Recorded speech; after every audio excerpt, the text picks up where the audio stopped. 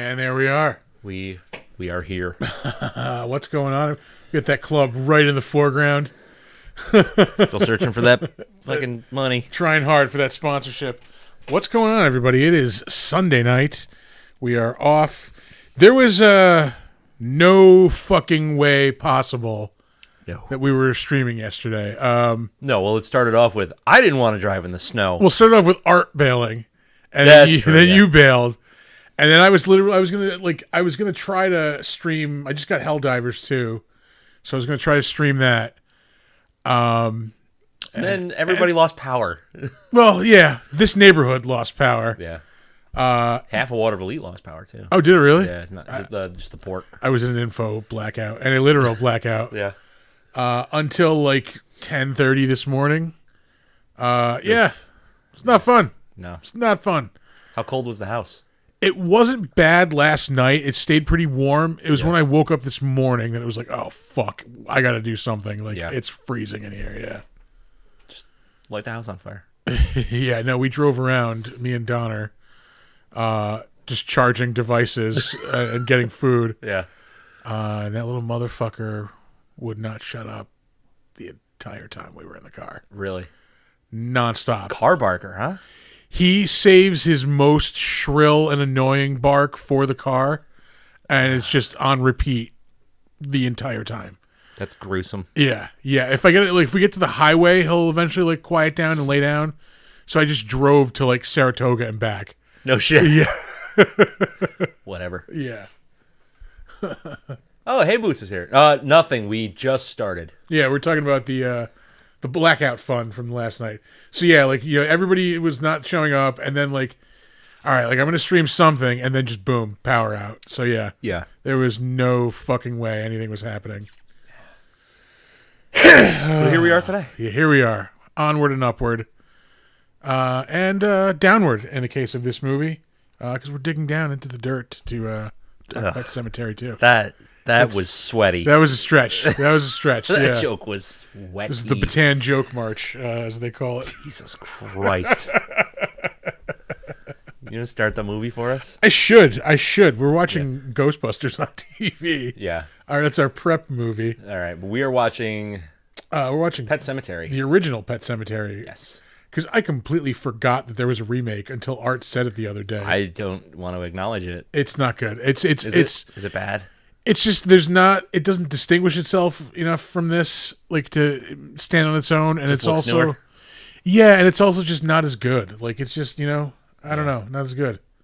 As I said in our Instagram post, no Gwyn, no win. Fair. Sometimes they replaced him Fred with is better. Wow. Fred is better. They replaced him with John Lithgow in the remake, right? Yeah. I do like a Lithgow. Lithgow is usually pretty solid. I don't like him as a main hick, though. Yeah, I don't think. Fred Gwynn is just I think he is the star of this movie. He's the most charming person on the planet. Yeah, the most charming, not great person on the planet. Yeah. I don't think he was not great on purpose. Yeah, I mean, he was an overall good guy, but his fuck ups were big fuck ups. Oh, they're big. They're real big. Yeah. He should have just, kept his mouth shut because he knew it was bad shit. Yeah. That's really kind of what it is. Yeah, exactly. But yeah, no, I was talking to myself in that accent all day today. Oh, were you? Yeah. That's a bad road. I corralled him for you. I think I found your cat over here. I forgot that this movie looks and kind of plays out like a made-for-TV movie. It really does. This is 89, so this is right in I would say Stephen King's ascension, as far as movies and stuff. He's For the movie stuff, he's been a legendary novelist. 70s, yeah. What, 72? I think Carrie came out. Probably. I don't know much about Stephen King. Oh, really? It's one of my weak spots. Yeah. Goddamn. I've I've read some Stephen King. I've devoured the entire Dark Tower series because that's just like I got like 100 pages into it, and I just not out of like not liking it. I just put it down and never picked it up again. the problem is like he writes really dense, thick books, and you don't really need all the information he's slathering on you. Yeah. But he does it because he likes to flesh out his world. He likes to have all the details. Whatever.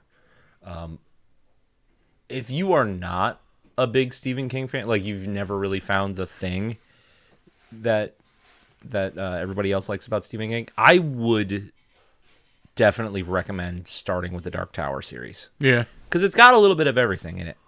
It's really a mixed bag. You get Western, adventure, horror, some comedy, lots of drama, science fiction. Like it's all over the board. Yeah. So all right, you can find something that you like in there. But yeah, no, this movie has really grown on me like over the years. I think I appreciate it way more now than I did when I saw it like when it first came out. Yeah. Yeah, because I think like when I was, this is 89, so I was 10 years old. Like I'm looking for like the monster. I'm looking for like yeah, no, this is like Dread. Yeah, exactly. This is like psychological horror and like terror and like yeah. Like this might be my favorite King adaptation. All right. I mean, The Shining is way up there though. Yeah. Even though that's like nothing like the book. Nothing. But it's just an awesome fucking movie. So good. Yeah. Yeah. Is that my favorite? Misery. That is good. Misery's great. See, I'm not like a huge Stephen King fan. Yeah. Which is fine. Yeah. But again, it's not out of like dislike. It's just never got around to it? Yeah. It's just, not in my wheelhouse. That's fine. Yeah. I mean, like I saw a lot of the, the miniseries that we know that were on like ABC and stuff when I was a kid. Storm of the Century is so good. That one I never saw. I highly recommend that one. That's on Hulu right now. I think it's on Hulu. All right. That's a really good one. But yeah, no, as I was watching it like this time around for this, like I really, really got into it this time around. Yeah, well, because there's adult fear in this one. Like there's there's child fear. Like there's a fear of like kids getting hurt. Like you don't really have that fear when you're a kid yourself. Yeah.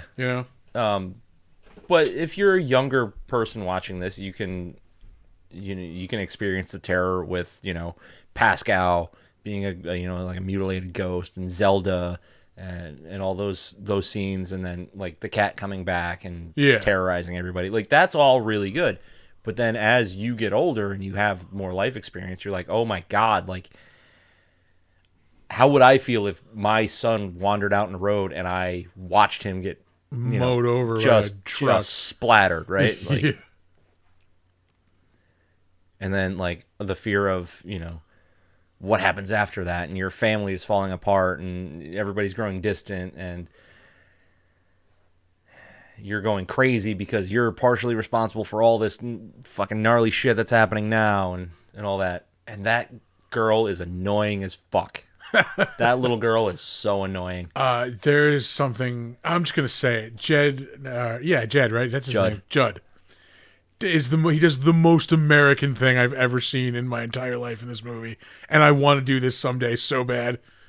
Falling asleep with a cigarette in your hand. In his hand and a Budweiser. And a half, like, empty fucking 6-pack of Budweiser. Like on the porch. Yeah, listening to, like, the radio or something on the porch. Like, oh, I want that.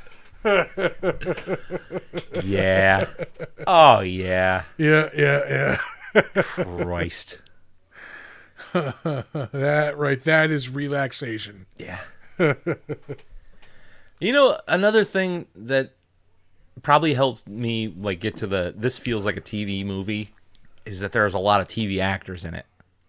Yeah. Like Fred Gwynn, obviously, everybody, it's fucking Herman Munster. And what was that cop show he was on before that? Car 54, Car 54, where are you? Watched the hell out of that on Nick at Night. Nick at Night was so good. Yeah, I mean, even the scale of it is TV movie. It's a very small scale movie. Like, it's a family like drama, basically. Oh yeah, there's minor set pieces. You know, the world's not ending. You know, there's not high stakes. Like, it's just this family story. Mm-hmm. Oh hey, Fighting with Friends is on. Oh, hey, what's up, guys? How art thou? Welcome, welcome, welcome. Yeah, I really like this movie. Yeah. No, again, like watching it today, yesterday. Sorry. Yeah.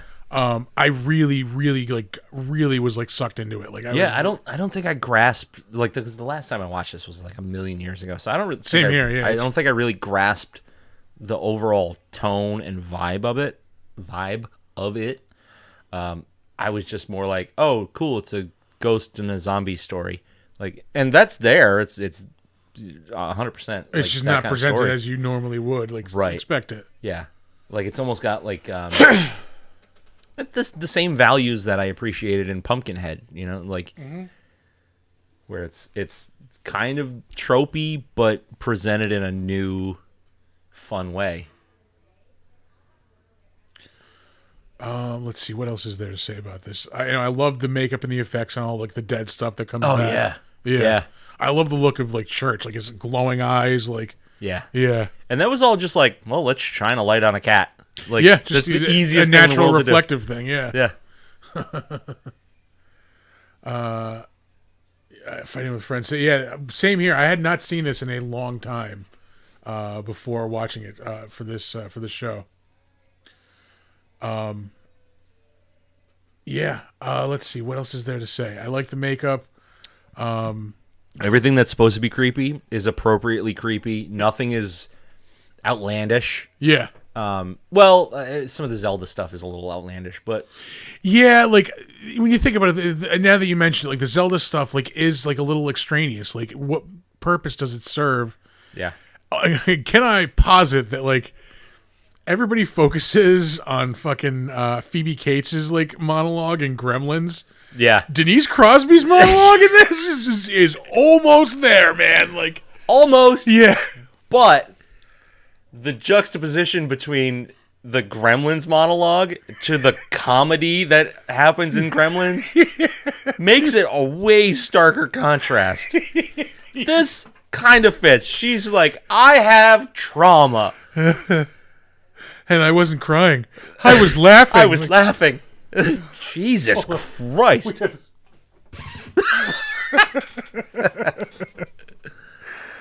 Oh, it's bad. Yeah.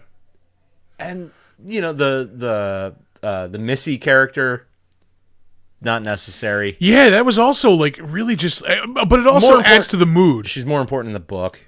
Yeah. Okay. Yeah. But yeah, I was saying that's the ever like just building sense of terror. Like something is wrong. Like, yeah. Yep. Let's see what else. And how many times does that kid have to make for the road before these two parents like fucking buy a fence? Yeah, or just like maybe stop having events by the side of the road. Right. Like, yeah. Maybe do shit in the backyard. Yeah. You know, front yard's great. Great view of Judd's house and a highway, but maybe stick to the backyard. Yeah. I love the look of the Pet Sematary itself too. Just a big like bundle of like branches and trees, like yeah. Again, like I don't know what it is, but something is wrong here. Like it just gives you that sense. Everything is because everything is dirty and crooked, and like for some reason the grass is maintained, but like where it's overgrown, it's appropriately overgrown, and you see the characters like be just kind of uncomfortable there. Like, the ground is sour. All day. the soil of a man's heart is stonier. Also, the music, fucking top notch. Yeah. Goddamn Ramones. Even the non-Ramones songs are good. Like, just the actual soundtrack of the movie. This was another like in my life, like one of those musical moments that like I'm always going to remember was hearing my first Ramones song and it being Pet Sematary. Oh, really? Yeah. I was 4th grade, and like my friend, fucking Evil Geeks Nick, his older sister, we were going to like their family camp for the weekend. She's like, "You got to hear this, like the soundtrack for Pet Sematary just came out. You got to hear this song." Like, she played it like a bunch of times on the way up. Like, oh, sold. Yeah, yeah. Oh, this is new. This is interesting. I like this. Yes. Like, yeah. Yes. Yes. So you heard the soundtrack to this before you saw the movie, then? Mm-hmm. God damn. Absolutely. Club me, por favor. Uh-huh. This podcast brought to you by us wishing that Utica Club would bring you this podcast. Yeah, and low-grade alcoholism. Well, mid-grade alcoholism. Yeah. Let's not sell ourselves short here. Oh, yeah. That's a sound. That sound could be money. It's 12 cents right there is what that was. It's inside baseball, folks. Let's see. What don't you like about this movie? I don't like that there isn't the big kind of scary, but I guess that is also a strength and a weakness. Like, yeah, because it does work towards ratcheting up the mood. I don't know, maybe a little bit more of like the dead coming back, I guess. Yeah. You know what a big element? No, it's not going to go missing by the end of the stream. It's going to go missing by the middle of the stream. A big part of the book that they kind of touch on in this version is a fucking Wendigo. Ooh, there's a Wendigo in the book? Yeah. All right. Yeah. Okay. That's I'm pulling. Now like, you're talking I'm language. pulling like fucking deep memory. I'm pretty sure Wendigo was a big part of that book. All right. But you hear like some like when they're actually going to the Big Mac ceremonial grounds. Well, I know where I'm going. We're done recording. Micmac, the Micmac. You hear off in the distance like some crashing and some like howling and shit. So that's supposed to be like representative of that element that they left out in the movie. All right. Yeah. This is more like local inside jokes. You remember like back in the day that stretch of like fuck, I don't even remember the name. It's the road between Central Avenue and like Washington Avenue extension. Mm-hmm. That goes through like the fucking the woods behind the dump there. Yeah.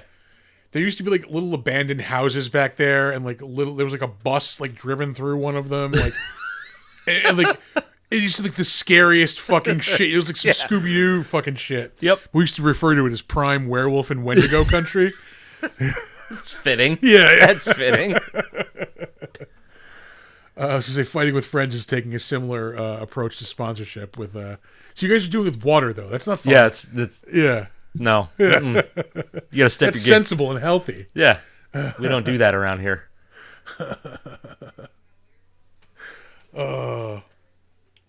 Let's see. Is there any Beer? It's good for you. Yeah. It's what they drank instead of water, like back in the colonial time. We're on a boil water advisory at my house. What else am I gonna do? Mm-hmm. All right. Let's see. Anything else to not like about this? Although we can get to ratings, I believe we're in that territory. Yeah, but there's not really like a moment in this that I don't like, and it's just like, I don't know if it's like the pacing or something. It's just like it's just not quite there.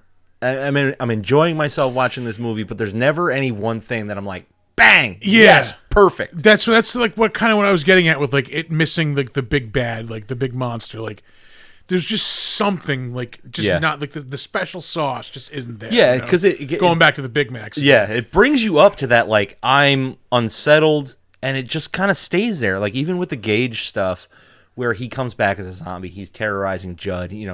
The Achilles tendon slice thing. Oh, always terrifying. It's been burned into my fucking mind for 35 years now. Like, I will never forget that image. No, I'm taking that to my grave. Yeah, that is traumatizing. But even still, like, you're like, oh man, Judd, I liked him. Oh well. Yeah. He is kind of an asshole for fucking starting this whole thing in motion. Yeah. In the first place. Ooh. But yeah, like overall I do really enjoy this, but there's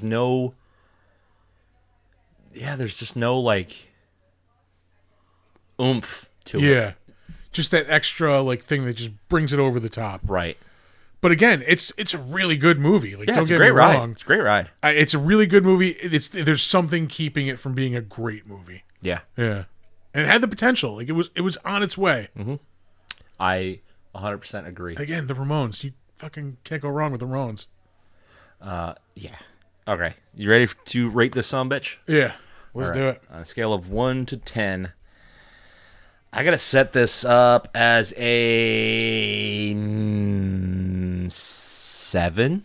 I think it's a good 7. Oh, yeah, I hate when we rate the same thing. Yeah. Well, I don't. It means we're gelling. We're on the same page. Yeah.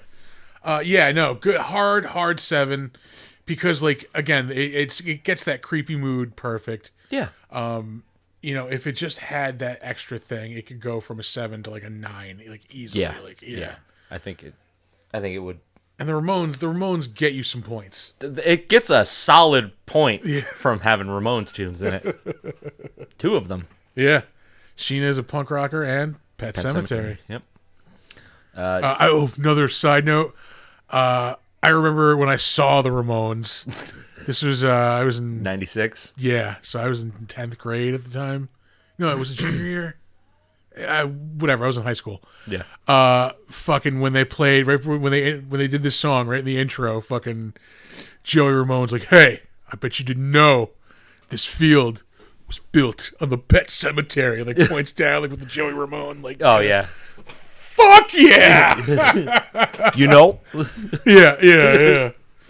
And then bam, Pet Sematary. Like, oh god, damn it! I miss Joey Ramone. Mm-hmm. And Johnny Ramone. And Dee Dee Ramone. Like we still got Marky and Tommy, I think. CJ's still definitely kicking Marky, around.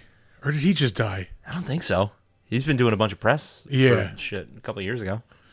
CJ's still around. CJ was playing in Me First and the Gimme Gimmes when I saw them open for Flogging Molly, which was so good.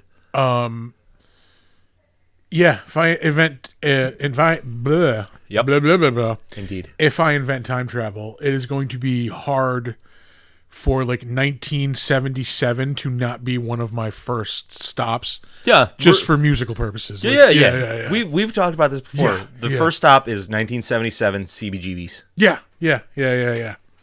For like a hard week. Yeah, we're watching the Ramones every night, like fucking Blondie, the Talking Heads, like everybody. Just we're there for it all. Mm-hmm. Oh man, yeah.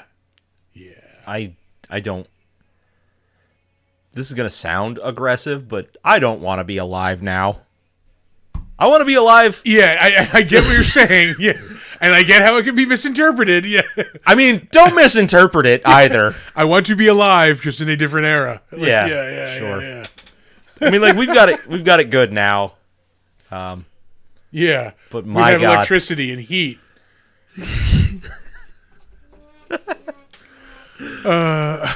What I wouldn't give to see Black Sabbath, like in the 60s. That would have been badass. Come on. Yeah. Or like, going to like the fucking like the Fillmore like in New York and fucking seeing shows like back in the fucking Oh man. Yeah. Catch a fucking or Fillmore in San Francisco too. Catch a 1978 Van Halen concert. Can you imagine? Fucking pandemonium. Chat, what is your go-to, like, I'm going to go back in time, and this is the first concert I'm seeing? Yeah, we need musical time travel. Let's hear it. Chat, you have the floor.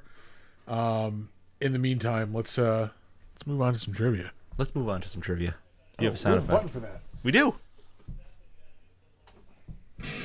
There it is. I played that guitar.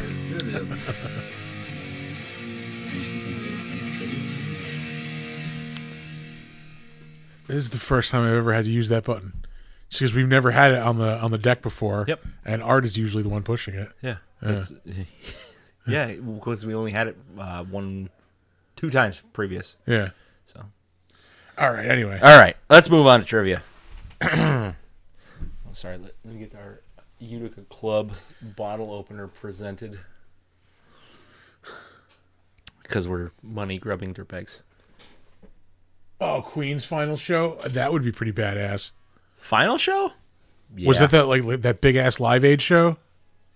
No. They did stuff after that. Okay. Actually, that Live Aid show? Yeah. Yeah. Yeah. Yeah. Yeah. Oh, who doesn't want to see Queen? All right. Director Mary Lambert wanted Zelda and her scenes to frighten the audience, but did not believe that a 13-year-old girl was scary, so she cast Andrew Hoobastank in the role to make something be quote-unquote off about Zelda. Which that works. Mission accomplished. Yeah, because it's pretty goddamn Metallica off. in Moscow. Oh, where they played to fucking 100,000 people? I saw Metallica at Bonnaroo. That was like not 100,000, but like 80,000 probably. Yeah. God damn. Oh. Yeah. Okay. Yeah, is the one he was referring to. That would have been an amazing show. That Live Aid show. Yeah. Yeah. Live Aids. Yeah. Trying to move past that. I just thought of another one. All right, hold on. Sidetrack. I would go back to 1990. Oh shit! What year did that album come out? 95, 96. I would see Typo Negative on the Bloody Kisses tour cycle. All right, yeah, because that was huge. That album was like fucking massive at that time. Yeah. It's like personal. Like I love Typo Negative. One of my favorite bands, like of all time. I have a couple of like musical like history moments. Yeah. I mentioned the biggest one any chance I get because I didn't even realize it until several years after the fact. It just dawned on me like, oh fuck, I was at that show. I was at the final fucking Beastie Boys show ever. Yeah. And did not realize it until fucking like several years after. Like, oh, fucking yeah, I was there. Oh, that's right. It was over 1 million for Metallica in Moscow. Yeah. Oh no shit, that would have been amazing. Yeah. So that's a big one. Fuck. There's like another one or two like maybe I've seen like you've seen some rad shit. I've seen some memorable shit. I have not seen a lot of like rad shit. Yeah. Although I did see Judas Priest with Ripper Owens singing, not Rob Halford. That was pretty fun. I got to sing. I got to see. I don't think you did. I got to see Sting and Elvis Costello sing Allison. That was pretty fucking badass. God damn it. Fuck you, man. I've mentioned the fucking jam session with fucking Les Claypool, Kirk Hammett, and fucking Gogol Bordello. That's like Tom Waits tunes. That's right up there. Fucking. That's so weird. Yeah. That's so weird. It was. Tell me you wouldn't want to see that though. Like, well, yeah, obviously. Yeah, this was to clarify. It was Les Claypool of fucking Primus and of just Les Claypool. Primus is coming us back. No shit. Obviously this summer. I'm gonna say it's Primus, Coheed and Cambria, and Fishbone. Oh yeah, that's right. We've had this conversation because I want to see 2 or 3 out of those bands. Me too. And they're not the same. They're not the same too. Yeah.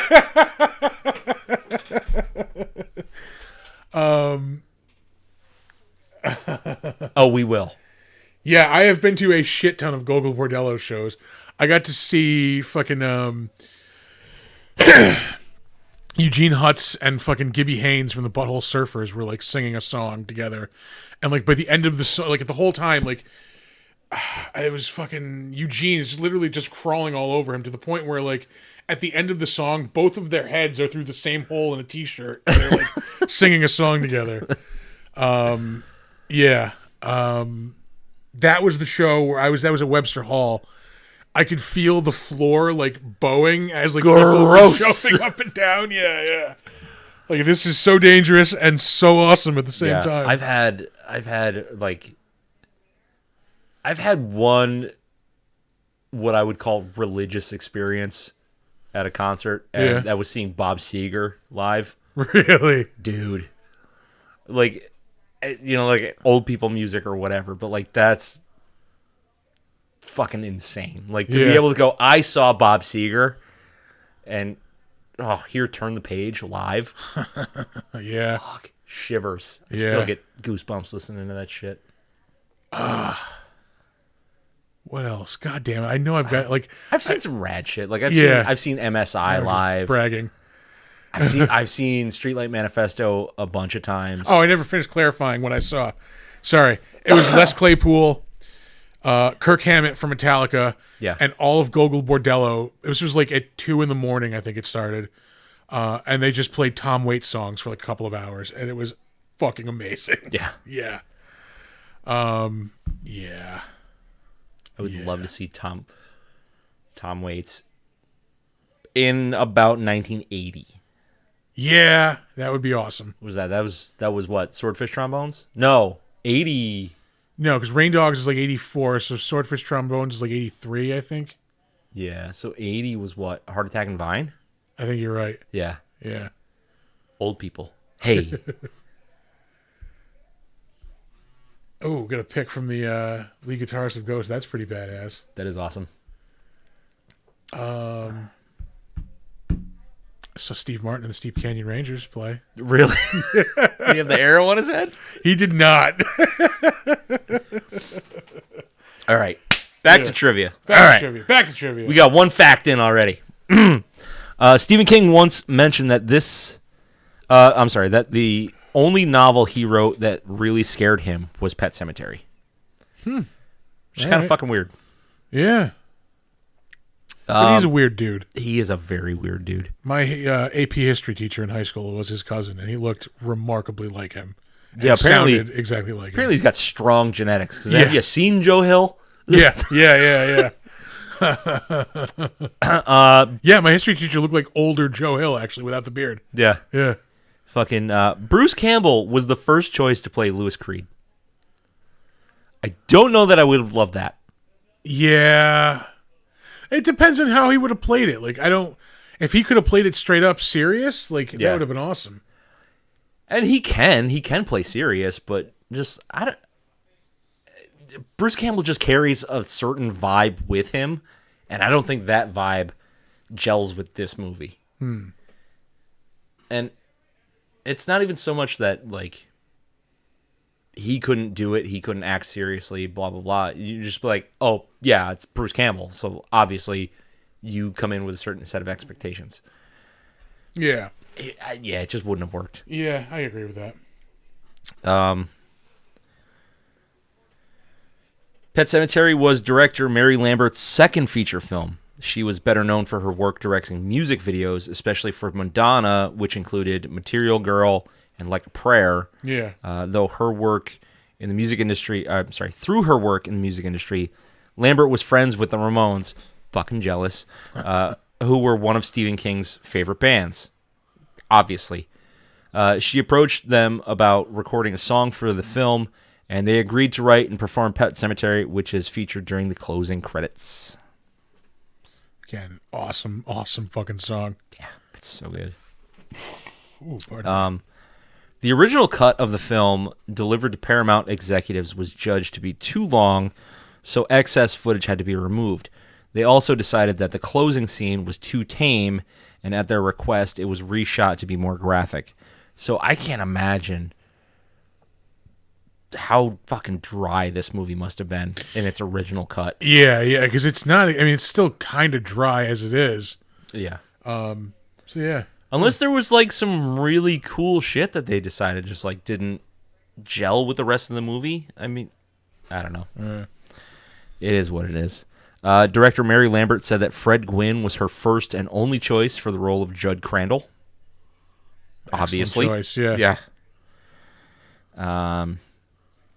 Pepperidge Farm remembers. Let's see, where are we? George A. Romero was originally set to direct, but when filming was delayed, he dropped out, and Mary Lambert stepped in, and Romero directed Monkey Shines. I would have liked to have seen that. Yeah, I think it would have been interesting. Romero as fuck. It's pretty much the house from fucking Night of the Living Dead. Like, yeah, I would have liked to have seen it. It's zombies. It is. Yeah. It's not his zombies, but, I mean, Romero could do a lot of things. Fuck. I would have liked to have seen that. Yeah. Well, we'll get to some other directorial facts that you'll be like, I don't want to see that. All right. Or maybe you will. I don't know. We'll find out. On November 2nd, 2020, Mary Lambert confirmed through Twitter that the DVDs and Blu-rays do not include the deleted scenes as extras because they are lost, which is a shame. So, like, they cut it for, I don't know, content, time, vibe, whatever. It's just, producer. I would still kind of like to see some of it. Yeah. Right? Like, like, maybe that's that it factor that you and I are looking for. Like, maybe it didn't work for the executives, but it would work for the fans. Yeah.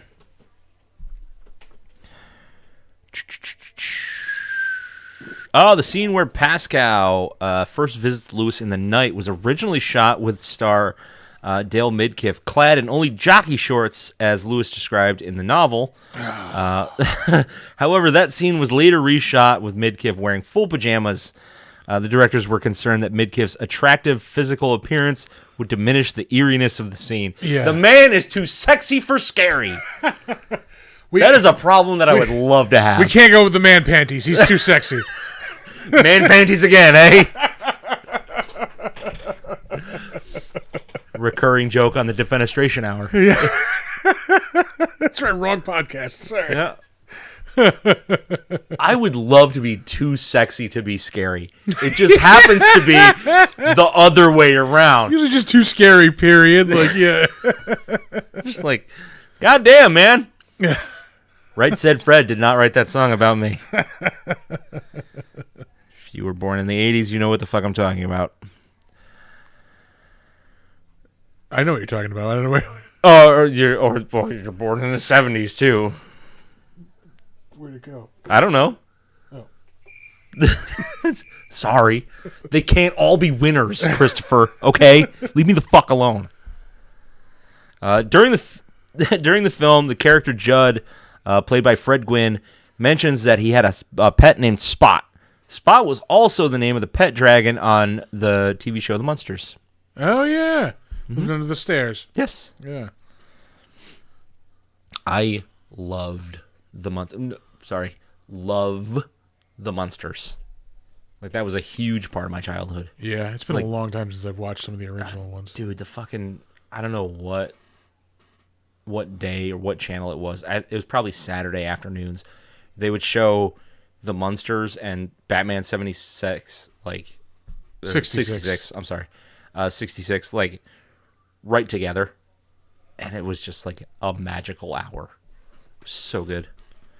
Yeah, that sounds pretty awesome. Tom Savini turned down the chance to direct this film, so it was probably like, George, I can't do it. And it was like, Tom? Do you want to do it? do you want to? Oh, no.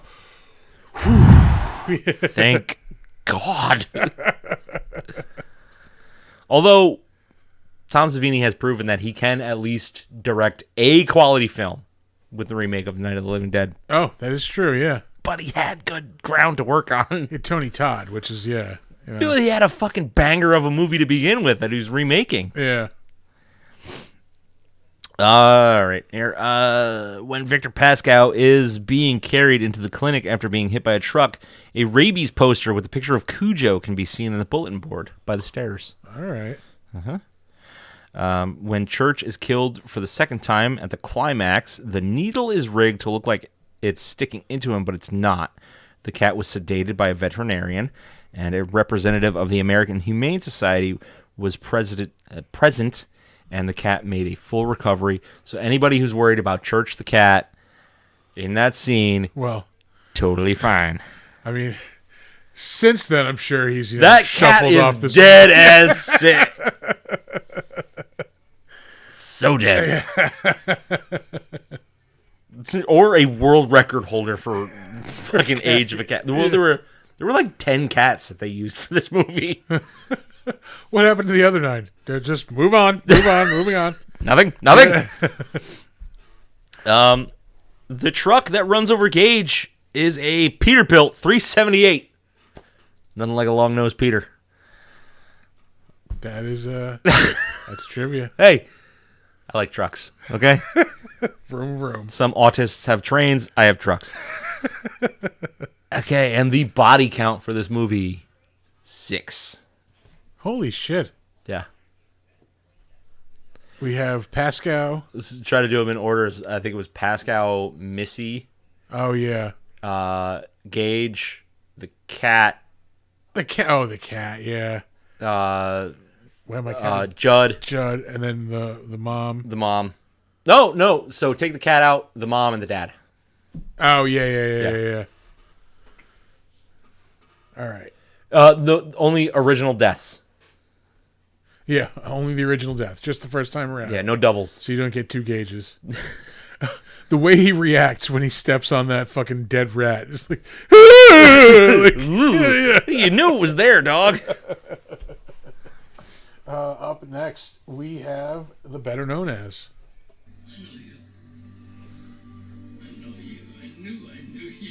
We didn't do camera changes. We did not. That's why we have a producer, folks. This is exactly why we have a button. Look what you did, Art. Button pressing producers. I would switch now, but I'm never going to remember to switch back, so it's going to be on me the whole time, and I don't want that. Yeah. Fuck it. We're doing it live. We'll do it live. We will start off, as we always do, with the director, Mary Lambert. You mentioned... Oh, let me club up while we're in transit here. Yeah. Thank you. You mentioned before she has done some music videos. She has done a shitload of music videos. Really? Yeah. Let me struggle to open that. I see that. Because when you get old, you develop things like trigger finger. My hands don't work. Yeah. Fucking no fair. Yeah. Fucking Gage.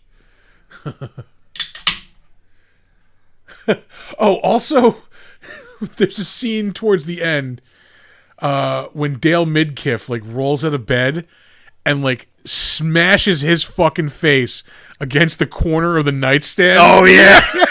And I think he really has like a black eye from it. Yeah.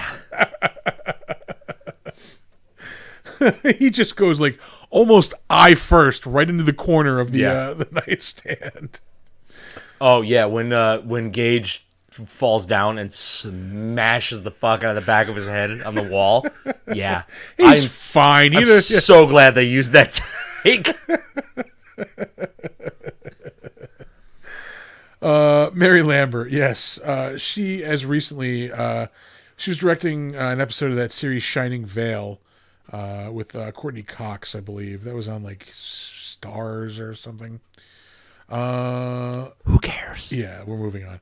Law and Order SVU. She directed an episode of The Goldbergs. A lot of like one-offs on TV, like a lot of big-name TV shows. Yeah. She did an episode of Arrow, an episode of The Blacklist. Let's see. She directed Megapython vs. Gatoroid. I hate that. Yeah. I do not like that. She was directing music videos up until about 2009. Madonna. It's just about when they stopped making them. Yeah, pretty much. Let's see. She directed videos for Chris Isaac. She directed Urban Legends Bloody Mary. That was 2005. Ew. It was like that Scream knockoff series. She directed Halloween Town 2, Calabar's Revenge, 2001.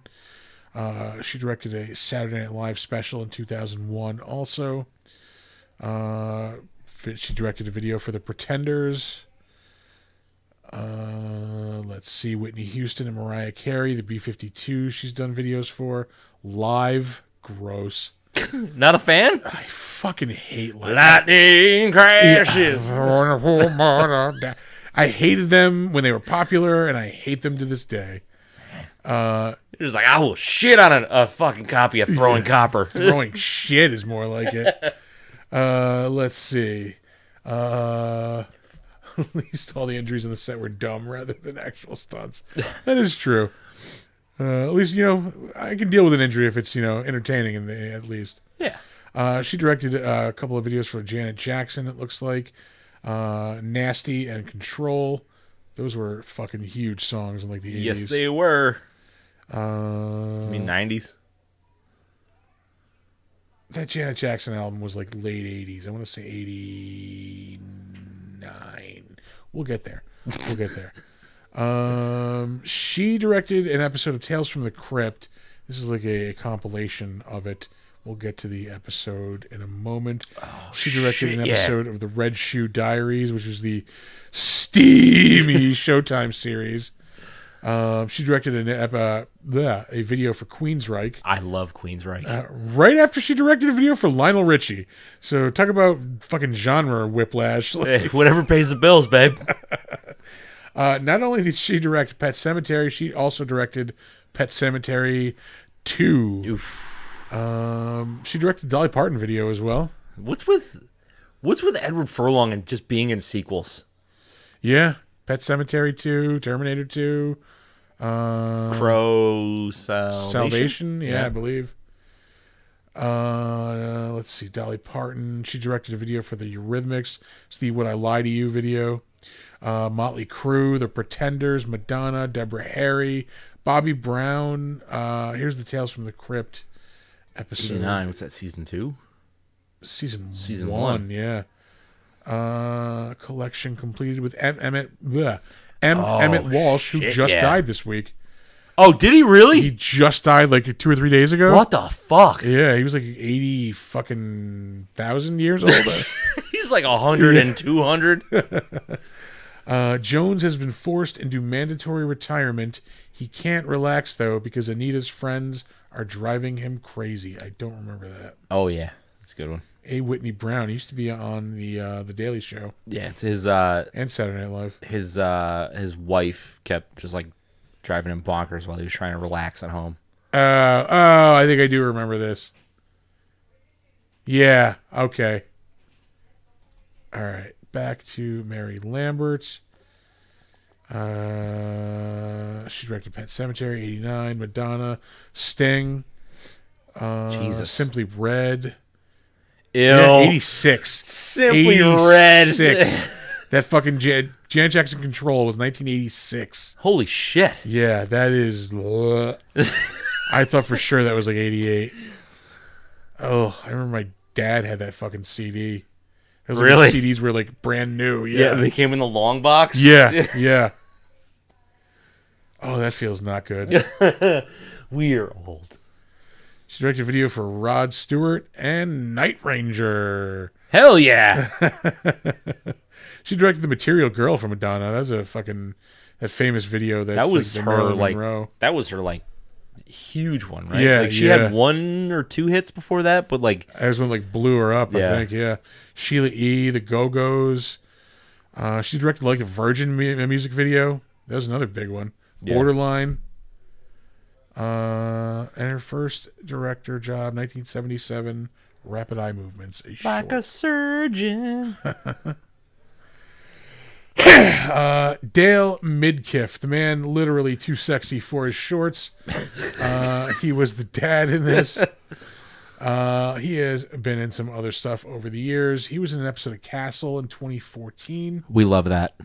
An episode of Lie to Me in 2009. That was the Tim Roth series. Yeah, I was not interested in that at all. Yeah, I can't do like police procedurals. I think I was done with procedurals at that point. Yeah, is what the problem was. Let's see. He was in an episode of Dexter, CSI Miami, Flight of the Living Dead. Oof, yeah. I remember that. I didn't watch it, but I remember when it came out. Yeah, I remember it existing and not watching it. I remember going, nope. Maximum Velocity. Is that no, that's Terminal Velocity. I think the Wesley Snipes like skydiving action movie. Yeah. Yeah, it's something different. Who the fuck was in that? Dudikoff? Probably. Love comes softly. Ew. Like this. Wonderful World of Disney. Let's see. Route 666 CSI Original Flavor. She directed an Air Bud movie. Air Bud World Pup. It's got to be the soccer one. That is 100% the soccer one. 22 episodes of the Magnificent Seven TV show from the 90s. She directed the Crow. No. Wait, we're not talking Not about... she directed. He starred in. He starred in, yeah. I'm sorry. We're fucking... Yeah, that Magnificent Seven show was not that bad, though. I've taken a few clubs to the head this evening. Been clubbed. Yeah. Dale Midkiff. Sorry, he was in 22 episodes of the Magnificent Seven. He's in The Crow Salvation. He was in an episode of the Outer Limits reboot from the 90s. Love Potion number 9. Sandra Bullock's in that movie. And that wasn't terrible if you like, 90s weirdo rom-coms. Crappy rom-coms. I'm not opposed to a rom-com every now and then. Casual Sex? Yes, please. He was in that in 1988. Elvis and Me, 1988. He played Elvis Presley. The TV movie version of the novel. Well, not novel. Basically Priscilla's autobiography. Yeah. His first role in 1985, Streetwalking. Let's see. Moving on. Denise Crosby, probably most famous. She was in Star Trek. Yeah, for banging a robot in Star Trek. Yep, getting killed by an ooze monster. Yeah.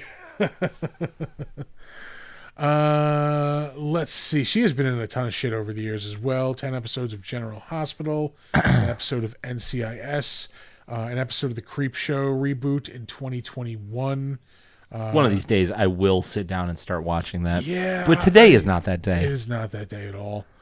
She was in 9 episodes of Suits, which seems to be popular now for no explainable reason. NCIS Los Angeles. How to Get Away with Murder. She was a voice in XCOM 2. Oh, cool. 15 episodes of Ray Donovan. Let's see. Bing Crosby's granddaughter? Jesus Christ. Where did you see that? So Rob just... Oh, no shit. Huh. All right. That's interesting trivia. Well, what the fuck were you on that one?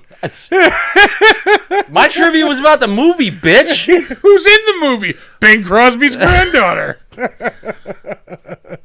She better known as being Bing Crosby's granddaughter? All right. You got me there. Fuck you. Oh, wait. Hold on. Wait. We have a button for this.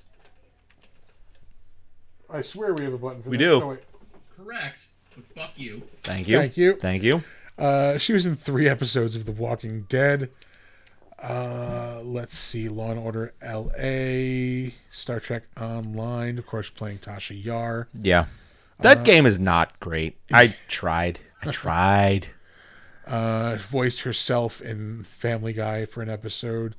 2 episodes of Mad Men. Dexter shows up again. Let's see. She's in 2 episodes of The X-Files. Nice. And 2 episodes of NYPD Blue. That was the last police procedural I ever watched. It was NYPD Blue, the one with what the fuck was his name? Dennis Franz. Yeah, you see his ass a couple times.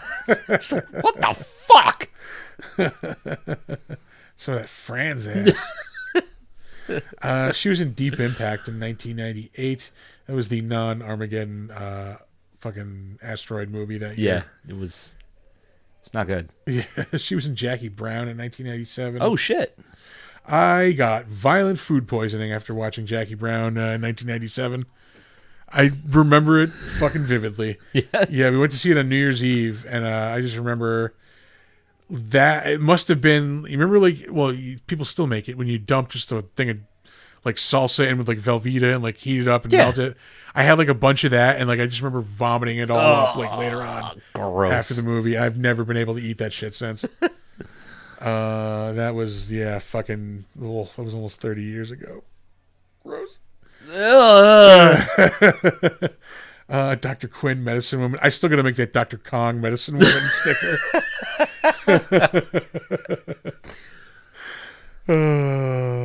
If we have any artistic friends out there, because we know I'm looking at you. We need Dr. Kong medicine woman stickers. If you would be so kind. She was in 3 episodes of Lois and Clark. Of course, 31 episodes of Star Trek: The Next Generation. Yeah. Do you think she was on like 3 seasons and she was like, okay, I'm done with this? And then she realized it went on for another 4, and then everybody was getting 4 seasons worth of paychecks. So I assume movies, went up and up, and movies, and she went, fuck! Yeah.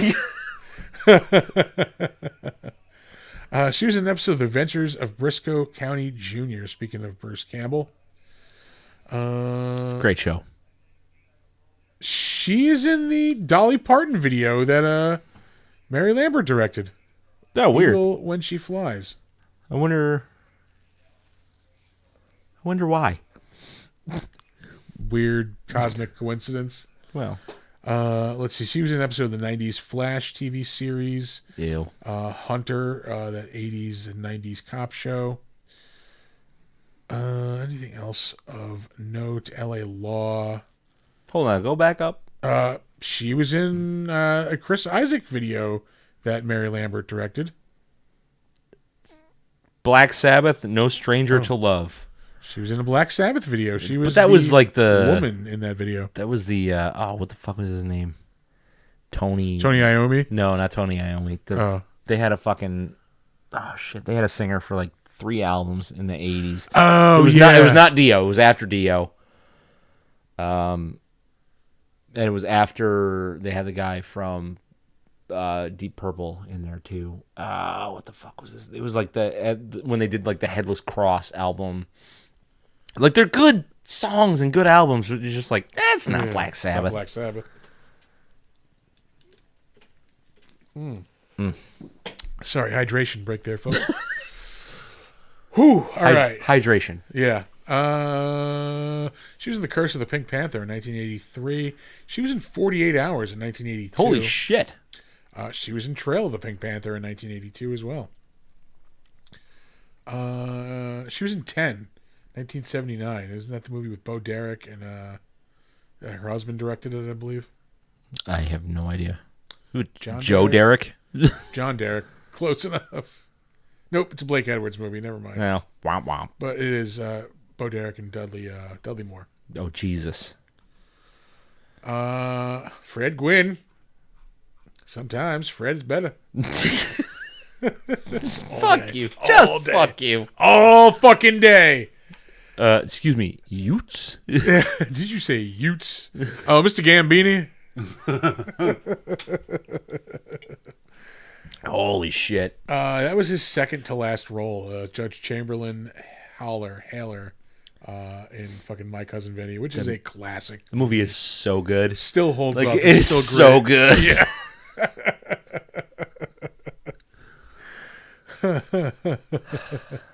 Youths. The 2 youths. Yeah. Let's see. Anything? Well, I mean, there's notable shit, of course. Disorganized Crime, 1989. Isn't fucking that's like Ed O'Neill and Dana Carvey, maybe? Nope. Corbin Burnson, Reuben Blade, and Hoyt Axton. What? The dad from Gremlins. All right. I'll take it. That's the thing. Let's see. He's in Ironweed, 1987. That was filmed here in Albany. It was. So that was Jack Nicholson, Tom Meryl Waits. Streep, Tom Waits, yeah. And they filmed some of that in Albany Rural Cemetery or Memorial. The one right off. Yeah, the Albany fucking, Rural. Yeah, Albany Rural. And like several bars around the fucking city too. Yeah, like that cemetery scene though. That was shot like 100 feet away from where I got married. No shit. Yeah. Huh. All right. Ironweed. We're still. Oh, we're talking about Fred Gwynn. Jesus Christ. Yeah. He was in yeah, Fatal Attraction, 1987. The Secret of My Success with Michael J. Fox. The Boy Who Could Fly. The Cotton Club. The Munsters' Revenge, 1981. It's the last time he played Herman Munster. Was 1981. I mean, that was enough. That's enough. 43 years ago. Fuck you. Yeah. Let's see. We are getting down there. Arsenic and Old Lace, 1969. Of course, his most famous role in as Herman Munster. Munster Fucking, Go he's Home, fucking Herman Munster. Like, yeah, The Munsters, 1964 through 66. And then the other one he's known as Car 54. Where Are You? That was 60 episodes. Whereas The Munsters was 72, so it was like almost the same amount of time. yeah. Yeah, I watched the hell out of that on Nick at Night. Did you? That was like one of the first shows on Nick at Night. Yeah, I loved that show. Well, yeah, because they had Car 54. Where Are You? They had F Troop. Yeah, it was like the Donna Reed show. Yeah. Dick Van Dyke was on there too a lot, and Mary Tyler Moore. Yeah, Were both on. I think there it was a like lot. later on. Oh, those were. Yeah, because Lassie was on there too. Yeah. A lot of Lucy too. Yeah, I think you're right about that. But yeah, it was all those like classic TV shows. Yeah. Phil Silver's show, he was on that for 2 episodes. That eventually became Sergeant Bilko. Oh, really? Yeah. That's all the notable stuff for Fred Gwynn. And again, he is just so good in this movie. Yeah. Just knocks it out of the park. That accent was just extreme, though. It's extremely perfect, is what you mean. Brad. That road takes a lot of animals. That's bad road, Brad Greenquist. This dude is fucking not aged well, man. That was Pascal. Holy shit! He played a college student only 35 years ago. Like, He looks like a college professor now. Mm-hmm. Holy shit! He must have been like old when they filmed this, and he looked young. yeah, probably. Christ, let's say what year. I saw 83. I'm like, he was not born in 1983. No. He would have been 6 when he made this movie. But he was still in stuff up until last year, anyway, it looks like. He was in that version of Call of the Wild in 2020, which is really good. Harrison Ford? Yeah. How was it? It was like good? It was a good movie. Donner fucking loved that movie. It's so weird. Yeah. Again, like CGI dogs, loves him. He loves them. He was glued to It the wasn't a fucking real dog? No, it's CGI. It's CGI dog, yeah. Why? I don't think you can get a real dog to do like half the shit that dog does in that movie.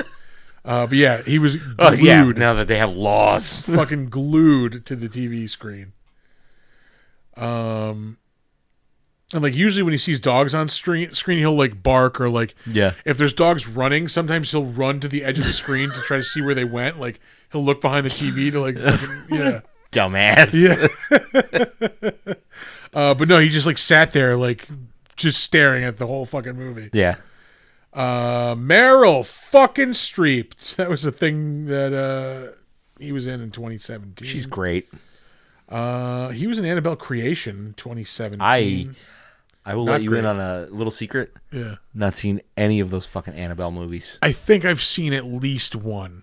At least one. I just can't. Yeah. I cannot. They're not good. They're not good. Well, yeah. Like, how could they be? Let's see. We are still moving. He was in the Lone Ranger movie in 2013, which was also Just not good. Not good. That was just like they take the shittiest parts of the Pirates movies and then just mix it with a Western. Made it into a Western, yeah. Yeah. Which sucks because I really would like to see them do something cool with that fucking like license, you know? Yeah, it would have been rad. But nope. Yeah, that's not what they did. Nah. Nope. Let's see. He was Bones for an episode. CSI Miami, The Mentalist, NCIS, Cold Case. So hitting all those procedurals. Mask of the Ninja. He was in an episode of Heroes. That was 2007. Medium, Original Flavor, CSI. This dude's in all the procedurals. Yeah. ER. He's in a lot of Star Trek stuff, too. Star Trek Enterprise for 2 episodes. Ooh, pardon me. I guess so. Beef rib. That's what that is. CSI New York. Alias. It's 2003. Beef rib is just prime rib on a bone. Really? Yeah. Fucking delicious is what it is. Oh, yeah. What did I just say to you? Yeah. Everybody. That is beefy.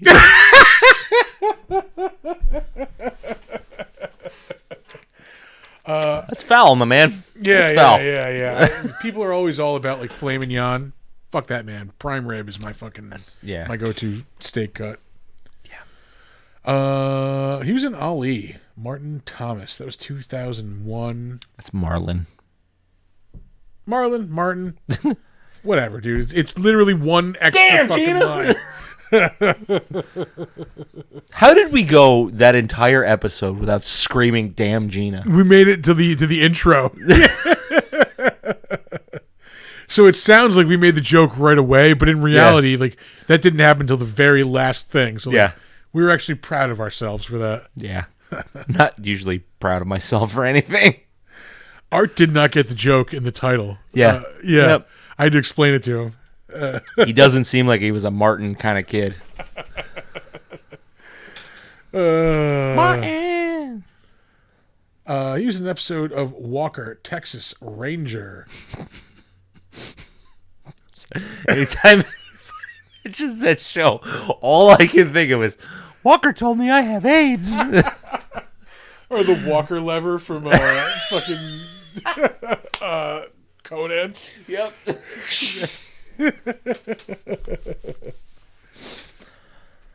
There was a CGI dog in the Pet Sematary prequel. That movie was just not good at all. That movie was terrible. I don't even care. Yeah. Let's see. Inherit the Wind, Nash Bridges. He was in an episode of VIP in 1999. Woof. Yeah. Oh, he's got his Wing Commander credit. Wing Commander. An episode of Charmed. More Star Trek, Deep Space Nine. I acted in the 90s. Oh, what Wing Commander were you in? I was in Wing Commander Secret Ops and Wing Commander Prophecy, mind you. The Conan, I don't even remember this being a thing. It wasn't good. Yeah. It wasn't. I watched it, obviously, but... Star Trek again, Star Trek Voyager.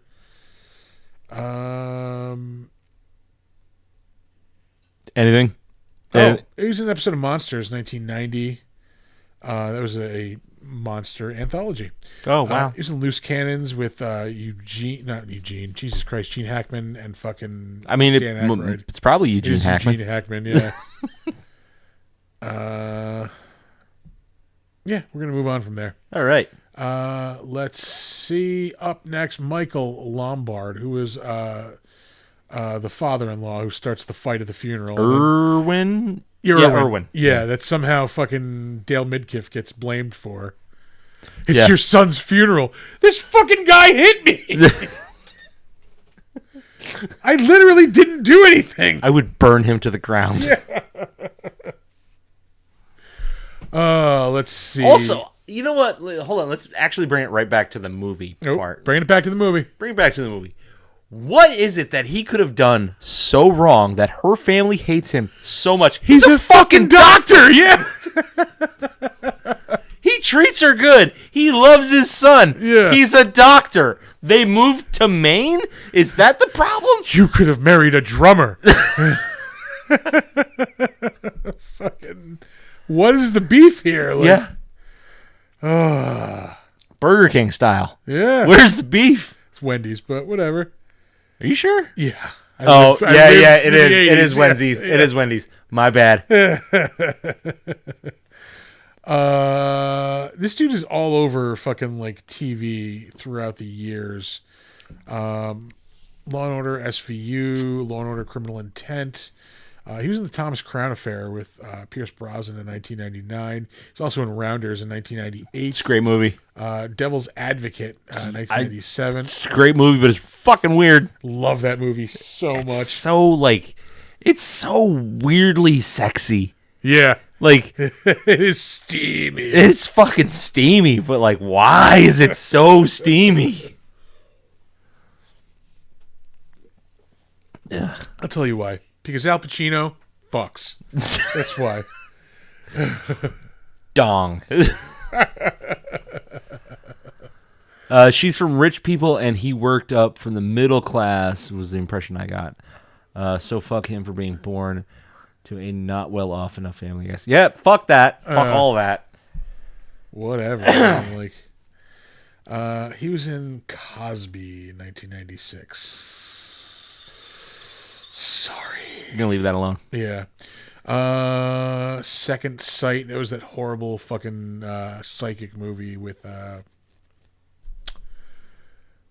You can do it. Bronson Pinchot. Ooh, and Perfect Strangers. Fucking. Actually, hold on. Wait. When somebody says Bronson, John Larroquette. when somebody says Bronson Pinchot, do you go Perfect Strangers or do you go Beverly Hills Cop? Oh, Perfect Strangers. Okay. Yeah. Same. In a throwback and also shameless plug for an upcoming guest, I want to say in the first podcast that Ken Reed and I recorded together, we fucking belted out a perfect rendition of the Perfect Strangers theme song. Holy shit. Yeah, that's got to be like 2014, 2015 maybe. Like, yeah. That's weird. Let's see. Oh yeah, this dude's all over TV. The Cosby Show, Miami Vice, Spencer for Hire, Crocodile Dundee. He was in 1986. I love that movie. Riptide, Barney Miller, Three's Company, The Rockford Files, Mary Tyler Moore Hour, Kojak. He's in the movie Network in 1976. This dude's in a lot of shit, just not very memorable. Yeah. I know I have seen him in shit. It just bringing up that memory is like, what the fuck were you in? Moving right along. Up next, Miko Hughes, who played Gage Creed. If you saw movies with children in the 90s, you saw Miko Hughes. Yeah, he was in some huge movies. He's still in a bunch of stuff. Of course, not quite as notable. Things like Dylan's New Nightmare and Elm Street fan film. Ooh. It was last year. Sorry, Miko. Tell me you need a paycheck without telling me you need a paycheck. We should shit on him because I know he's doing a lot of con appearances. Where's your fucking integrity? Where's your fucking integrity? We make fun of those who need making fun of. Fine. Let's see. Also giving the Zelda.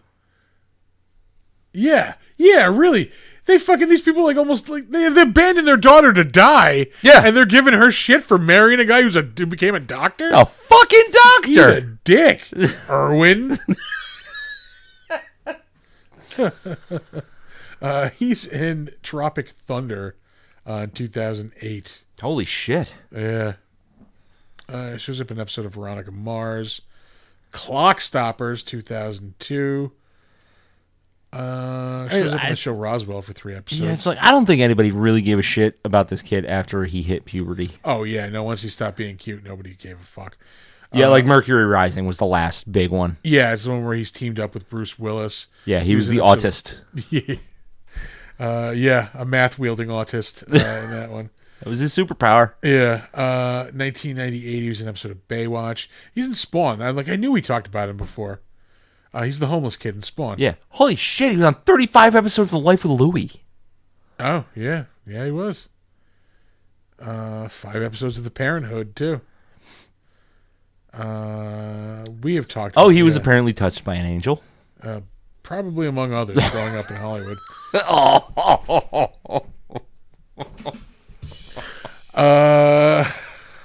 Yikes. 12 episodes of Full House. He's in New Night. It's Wes Craven's New Nightmare, right? Yeah. Yeah. Yep. Yeah. He's in that movie. He's what's her name? Nancy's son. Yeah. The actress who plays Nancy. Oh shit, I can do it. Oh fuck, I can't do it. What the fuck was her name? Heather Langenkamp. Yep. There it is. Heather Langenkamp. There it is. He was in Cops and Robertsons with Chevy Chase. Chevy Chase. That's it. An episode of The Nanny, Picket Fences, Jack the Bear with Danny DeVito. An episode of Melrose Place, Hanging with Mr. Cooper, Doogie Howser. So he's also all over 90s TV. Beverly Hills 90210. He was in Kindergarten Cop. That was another big one. Yeah, for him. probably one where everybody like, oh yeah, that kid. This was his first role. That was the one. He was the kid that said, "Boys have a penis, girls have a vagina." Yeah.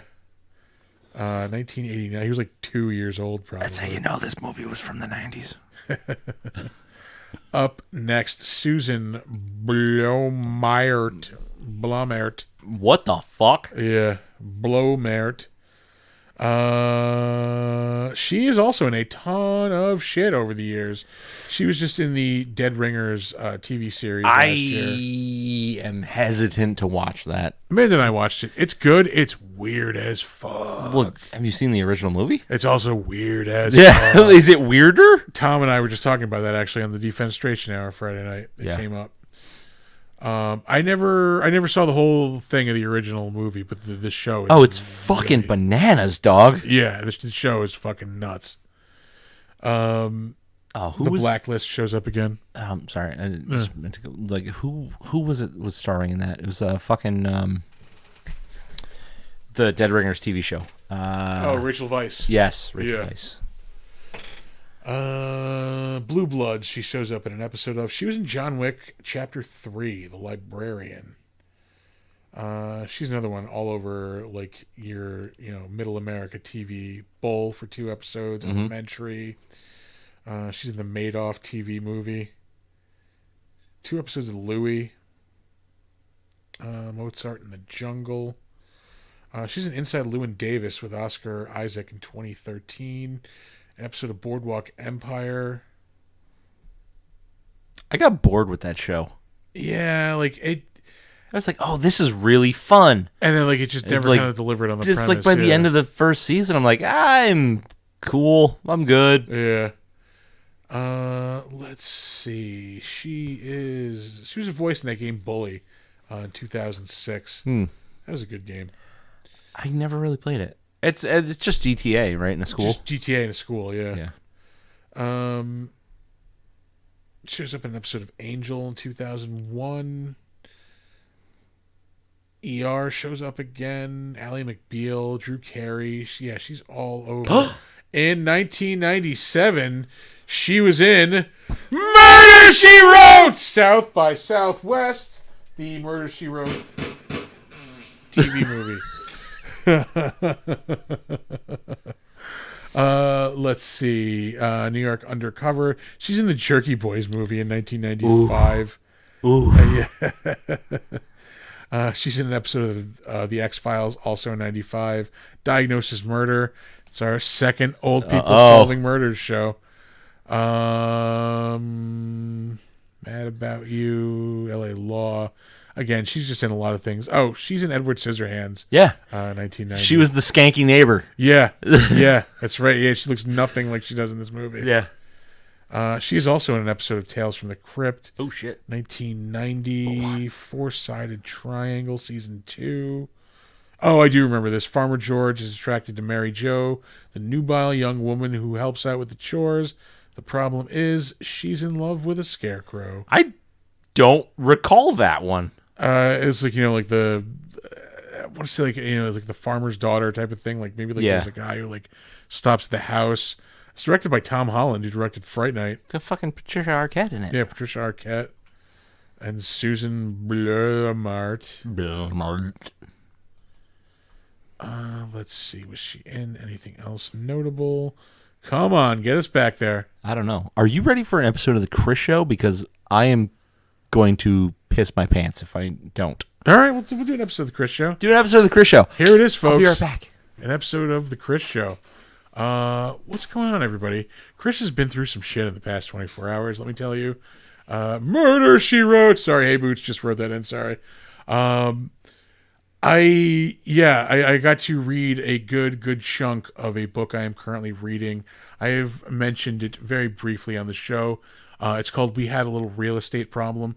It's all about the relationship between Native American culture and comedy. Really, really, really amazing book. I know it sounds like a dry ass, like educational book, but no, it's really, really good, really enjoyable book. I am loving that book so much.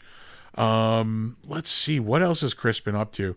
I bought Helldivers 2 this week. I have yet to be able to play it. I got through the tutorial on Friday night. I fell asleep immediately after I finished it. So I was like, let me just turn it off. I'll play it tomorrow. Not thinking the power would go off for like almost 24 hours. So that was not fun. The Chris show. The Chris show is like lacking in content this week because Chris was not. Well, Chris is never prepared for the Chris show. Let's see what else. It's also not as fun when Nick, sanctions the Chris show. It's way more fun when he leaves and doesn't know I'm about to do this. I hear him walking back, so we're gonna wrap up this episode of the Chris show. Welcome back to Big Dumb Monsters. Oh, hi. I'm here. How'd it go? Everything went great. Excellent. We have a 404 error page here. Oh, sweet. That's cool. Do any of these people matter anymore? Oh, it's Susan Bloomert. You know what? We're gonna move right the fuck on. This has been going on for a long time. Oop, that was the wrong one. Who cares? We're gonna move on. Whatever. Mara Clark was in this movie. She was Marcy Charlton. Marcy Charlton. Don't know. Oh, I know why I saved this. She was in Clue 2. What the? I didn't know existed. Fuck? I don't know if it's it's a sequel to the movie or a sequel to the fucking VCR game. Oh, it's got to be. Yeah, it's got to be the game. Yeah, it's got to be the game. Let's hope it's the game. What year did the movie come out? That was closer to 90. No, that's like 85, maybe. Like no, it is almost as if. Was it? We have. Like, I'm not doubting you, but I just don't. I don't feel like it was that old. Because I'm too lazy to. What the fuck are you doing? What? No, we're just gonna reach for it. Just do. I was gonna copy. Do the thing.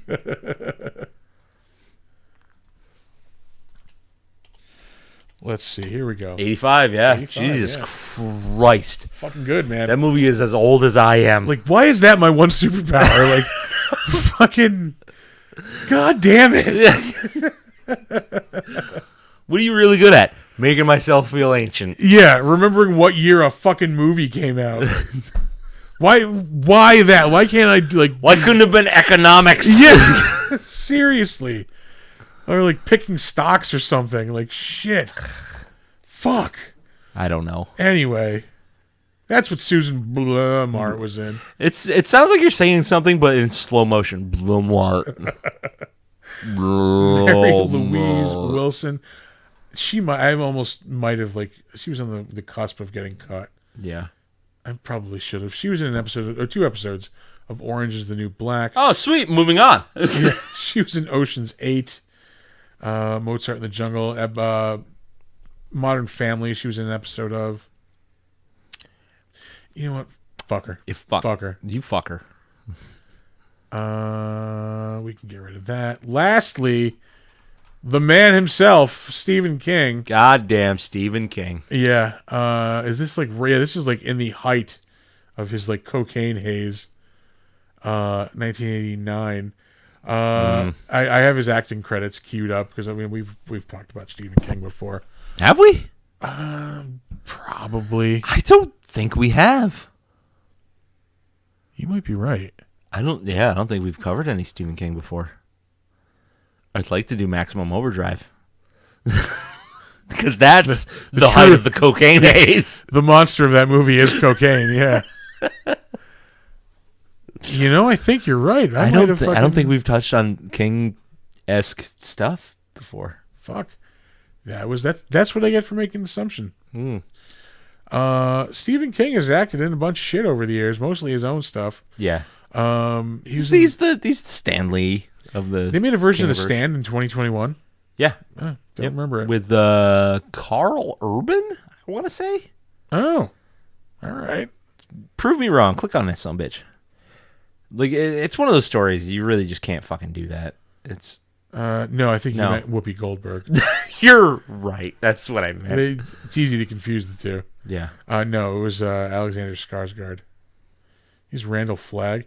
Is he pantsless in this picture? He is. Yeah. He's a Skarsgård. He can do whatever the fuck he wants to at this part. Yeah, they're a weird lot. Oh, yeah. Amber Heard was in there. Yeah, I don't know. Like, they just need to stop trying to make The Stand into things because it works as a book, and it's a massive fucking book. I wish they would try to make one of those like Stephen King like ABC miniseries again. Like those were like they were hit or miss, but the good ones were good. You know. Well, that's what that was. That was the TV miniseries. Was it an ABC one? I don't know if ABC made it. Put some Disney money behind that shit, son. But he shows up in It Chapter 2. Mr. Mercedes, I believe, is a Stephen King property. Yep. Under the Dome. That's right. I forgot he was in Sons of Anarchy. Yeah, as Bachman. Yeah. You fucking toad. He's in Diary of the Dead, which is a Romero movie. The thing I found most interesting, though, I might just jump right to it. He's been on shit. I mean, Frasier, The Simpsons. Again, mostly his stuff. The Langoliers, The Stand, Sleepwalkers. Langoliers was not good. Creepshow 2. His first role, Night Riders. George Get Romero the movie. fuck out of here. Yeah. 1981. Hoagie Man. They must...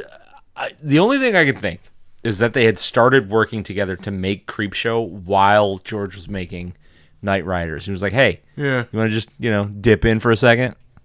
Yeah.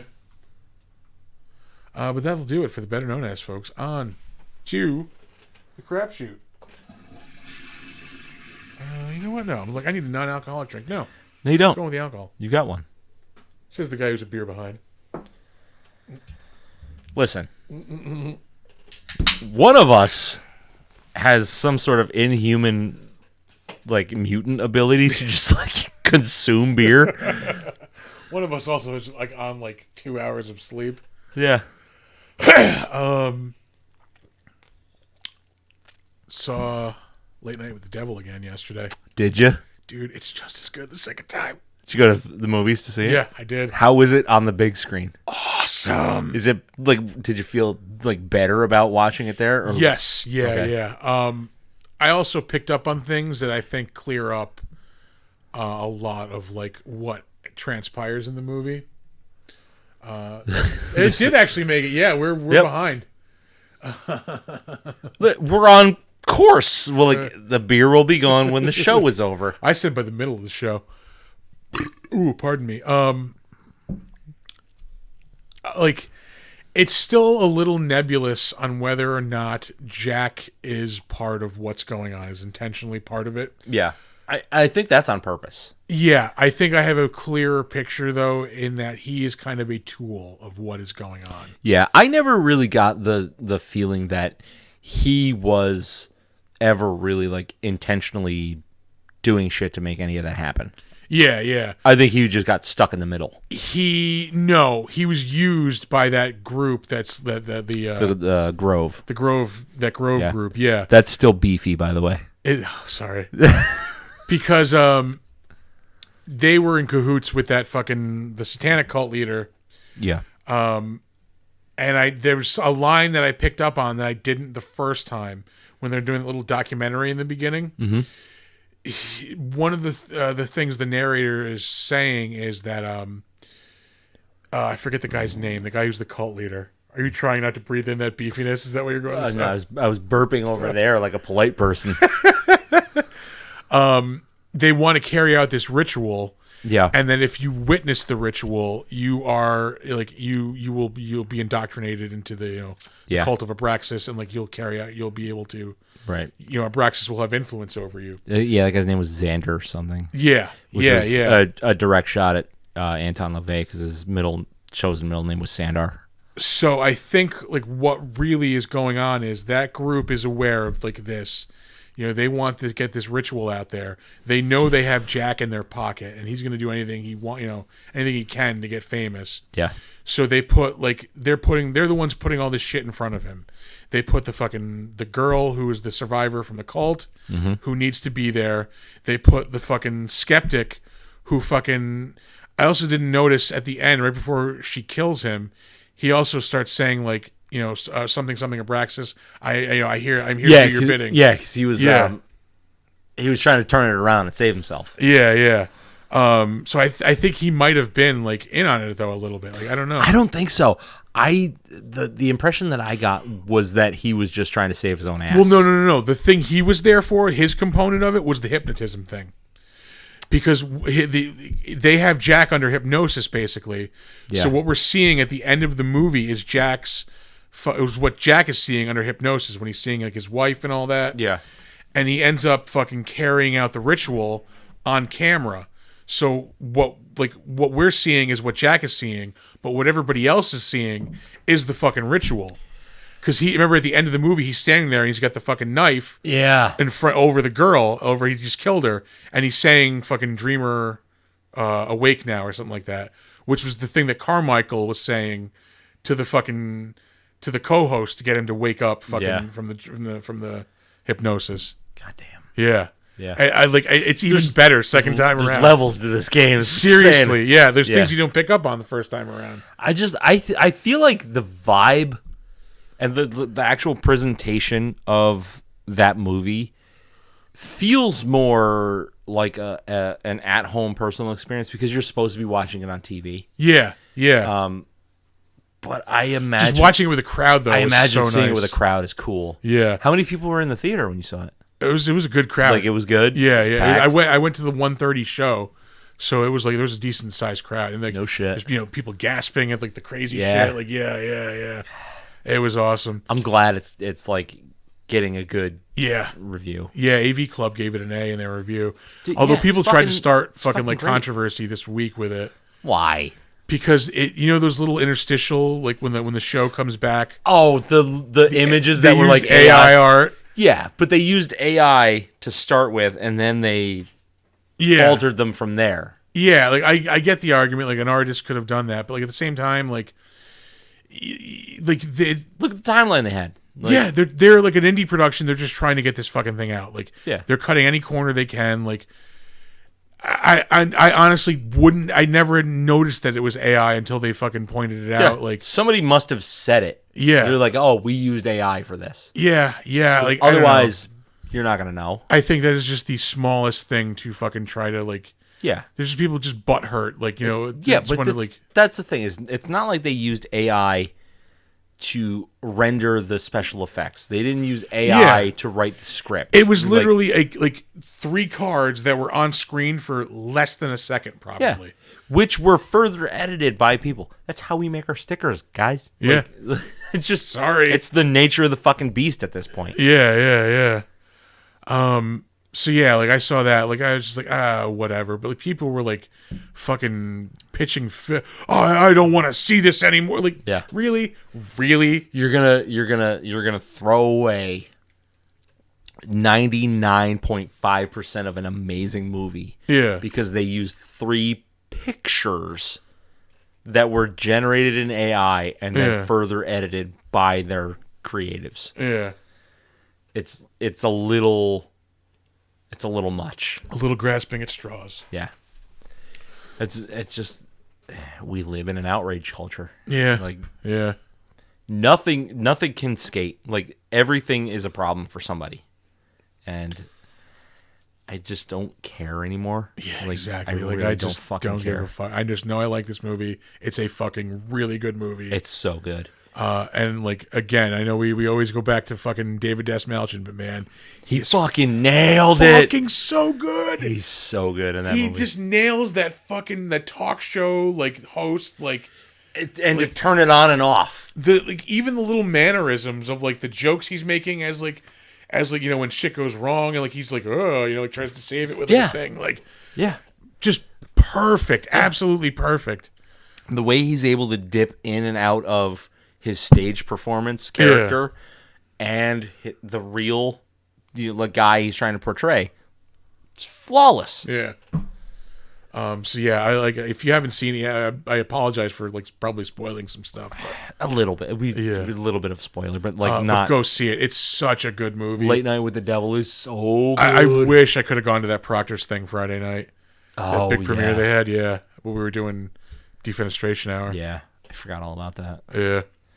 God damn it. Yeah, that movie's so great. I turned a movie on last night, and I was like intending to actually watch it. But like as soon as I hit play, I picked up my phone and it was background noise. But it was on Netflix, and it's called There's Something in the Shed. I believe it's called There's Something in the Shed. It's a Swedish movie. Yeah, the monster is a gnome.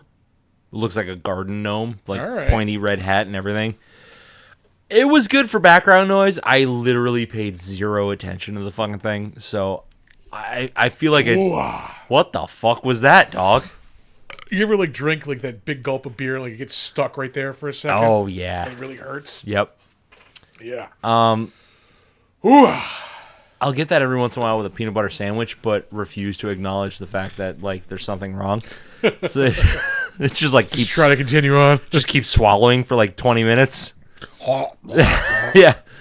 But yeah, I feel like I did that movie dirty. But I also feel like it's probably not that good because the monster is a garden gnome. Yeah.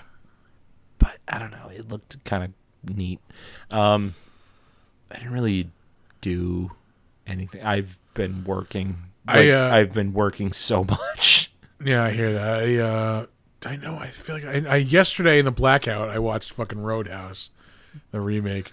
Yeah, you were telling me that. Like, I don't know. Again, I don't know if I was just grateful to have something to watch during the middle of the blackout, but like, it looks so bad. It is. It's very bad, but like, it's fun. It's enjoyably fucking stupid. Like, but like okay, so yes, I understand that they're trying to go like Roadhouse was good. Here's a modern version of it. Why not just like make a different movie that's like the spiritual successor? Yeah, it really could have been its own thing. There's nothing like nothing connecting the two. Yeah. His name is Elwood Dalton. Like that's the only thing that fucking connects them. Yeah. Like even the story is like not the same where like he's this legendary bouncer or whatever. Like no, he's an MMA fighter who accidentally like, kills a guy in the ring. And that old fucking trope. Yeah.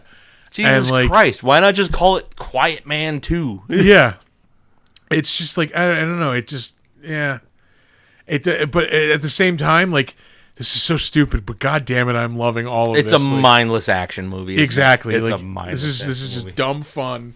Does it? Like, there's no way it's got the charm of the original, right? Oh fuck no. Yeah, because the original is like perfect. It's a perfect fucking movie. Yeah. Like it. I don't know, like who takes over like the mentor role? There isn't. That's the thing. There is no mentor. Oh, I think that's the thing it could have used is like that like the Sam Elliott character. Yeah. Conor McGregor is probably easily the worst part of the movie. I assume he just goes ha ha. Yeah, that's exactly his whole character. Yeah, just fucking and like beating the shit out of people. Great. Yeah. But the fights were cool. The stunts were cool. Like whatever. You got to talk into your microphone, dog. I'm a little buzzed. I'm a little relaxed. Whatever. It was enjoyable. Yeah. I was sitting in the fucking dark watching it on my iPad. I am not ever going to pay to see that movie. If it hits something like, where did you watch it? It's on Prime, Amazon Prime. Is it on? It's like just Prime? Yeah, it's free to watch on Prime. Okay, maybe I don't know if I'm in the mood to like. I want something stupid and mindless. That's it. I'll That's watch your movie, yeah. But yeah.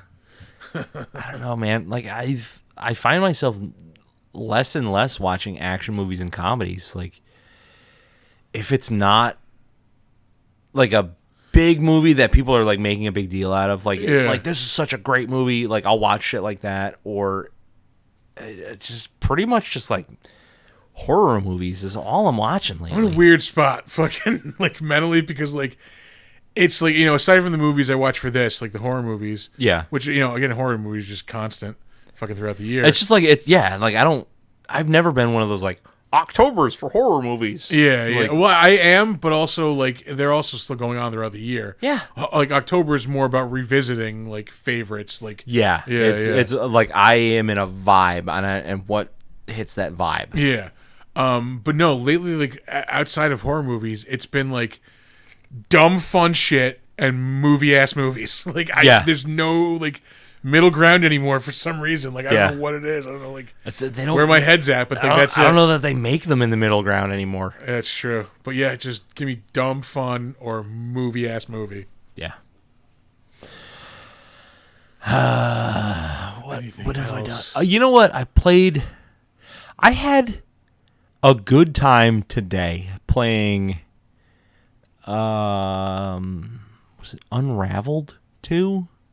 It's little like creatures made out of yarn. Like Ollie came and he said, "Hey, do you want to play video games with me?" I said, "Yeah, I do." So we sat down and he fired up the Switch and we were playing. I want to say it was Unraveled 2, and he was like partway through the game already. And it's just like a puzzly platformer. And we're playing it, and your characters are like tethered together, and you can move apart and like kind of like Spidey whip through some spots. And I'm like, this is exactly what I need right now. Like, because like fun. I can think a little about like how to solve these puzzles, but I'm really not doing much of the grunt work. It's like that Mario game I was playing. Like, there's not.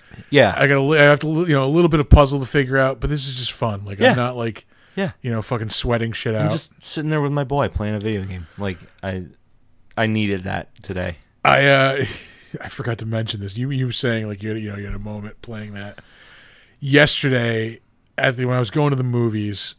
I had a fucking moment of pure joy. Yeah. Like I was walking, from the ticket taker to the theater. Like I was going to watch Late Night with the Devil. I've got my popcorn. I've got my fucking soda. I'm just like, oh my God, like my body is ready. Yeah, like it's Saturday afternoon. I'm going to watch a fucking awesome movie. At this point, like I'm still believing we're doing a show later that night. Yeah. Fucking, I'm like, this is awesome. Like I'm just fucking so happy. And I'm like, oh no. I'm doomed. Like, so that means I'm doomed. Yeah. And like I actually said, no, don't be stupid. Like it's just fucking, it's fine. Your brain playing tricks on you. Nope. Fucking few hours later, here I am sitting in the freezing dark. Fucking, Yep. Yeah. That's what happens when you spend a late night with the devil, buddy. Yeah. But yeah, I just had that moment of like, this is it. Yeah. Like this is awesome. This is like fucking a moment of like pure fucking zen. That's really exactly what that was for me today. And like, because my kids play a lot of like Roblox and just like weird shit that like I have zero interest in. Like, they're enjoying themselves and I can enjoy the fact that they're enjoying it. I'm never going to play that shit with them. It's the same when they were like obsessed with like the Lego video games. Like, oh yeah. Bro, I will sit in here and sit with you while you play this. I am not going to play this with you because I cannot stand these style of video games. Yeah, I need a little bit more like depth. But that game that we were playing today, I was like, this is fucking awesome. Like I can play this. Like it's just a platformer. There's got to be some kind of story behind it, but I feel like we're in the middle of the fucking game right now, so just like I'm gonna help you get through some stuff. And it was fucking rad. I just sat there, turned my fucking brain off for an hour and a half, and just played a video game. That's awesome. So it was just even keel, which I've needed. Yeah. Like, I fucking needed it. I fucking hear it. Dude, like, I don't know what it is about weekends. Like, I mean, like, doing the show on the weekend is, like, the thing that gets me through the rest of the week. Yeah. But lately, the rest of the fucking wraparound of the weekend has just been a fucking, like, punch in the face and kick in the balls. Yeah. Fucking every week. Like, something horrible happens. Yeah. And it's just like, oh, Christ. Like, yeah. It's, my sanity was it's not great. almost non-existent today. Sitting like just sitting, freezing my fucking ass off, like bundled up, like there's no power. I'm just like, just thinking like, oh fuck, we're not going to be like. I promoted the tweet for this, not the tweet, Jesus Christ, Instagram post for the show. I'm like, we're not going to be able to do the show. Like, I just want to do the show. I just want to do my show. Like, I just want to do the fucking show. Like, I just want to feel better. Like, fucking, nope. Fucking, I did not think it was happening. So, no, I am glad we are here doing this. For about a week now, I've been at the absolute end of my sanity. Yeah. And I, like, way inside baseball, like beyond even like what goes on behind the scenes of the show. Like, there were times this week where like a hard left into traffic was a viable option for me. Bridge abutment looks real solid. Yeah, not even joking, dog. Yeah, dude. Like, fucking yeah. Oh, it's been rough. It's been real rough. And just like sitting playing an hour of video games with my kid today, like, just washed a lot of shit away. Yeah, I need more of that. Like I mentioned before, like when we were talking offline, like tomorrow is going to be a sick day, and I want it to be a sick day. Dog. But at the same time, like because shit has been so fucking crazy lately. I keep taking half measures instead of just taking the day. I'll be like, all right, I'm going to go in for a few hours and then fucking take the rest of the day off. Yeah. Which does nothing. It does not help at all. Yeah. So I think tomorrow I find that going in late helps more than leaving early. Yeah. Yeah. No, see, I like leaving early because I like getting my shit done early, like in general. Yeah. Like for like Saturdays, like, we're getting ready to do the show. Fucking, I'll get anything I need to do done early as fuck. If I can get it done before 10 a.m., perfect. This way I can do nothing for the rest of the day except watch the movie, like get shit set up. I do like getting my trivia shit done before noon. So yeah, I would like to go in, get shit done, and then fucking just spend the rest of the day doing nothing. Yeah. Yeah. Oh, I don't want to go. Or just take the whole fucking day. Yeah, I think I just need to. Just take the fucking day. Take a day for Chris. Yeah. Yeah. Yeah. You can do it. I'd love to take a day for Nick, but I need the overtime. I got like 14 hours of overtime last week. That must be nice. I haven't made overtime in probably 15 years. Yeah. Well, I mean, that's what salary means, dog. Oh, no, wait. I made a little bit of overtime during COVID. Never mind. Yeah? Are you actually salary now? Or yeah. Okay, yeah. Yeah. Yeah. Anywho, now we're just not even talking about entertaining things at all. I don't give a shit. You're like, what are these old guys doing complaining about their fucking lives? This is a movie show? What the fuck? They're supposed to be talking about movies and horror and monsters. This is the horror of real life. The real monster is reality. I feel like I watched something else, though, this week. I just don't remember. Did you? I don't know. Oh, yes, I did. What'd you did? Another fucking, like, one of the few, like, bright fucking just shining moments in the past few weeks. X-Men 97. Is it good? Oh, dude, it's so good. Is it good? Yeah. The first episode was like, all right, I was like, all right, this is good. I'm in. Like, the second episode, I'm in. I am so in. This is really fucking awesome. It feels like feels like X-Men.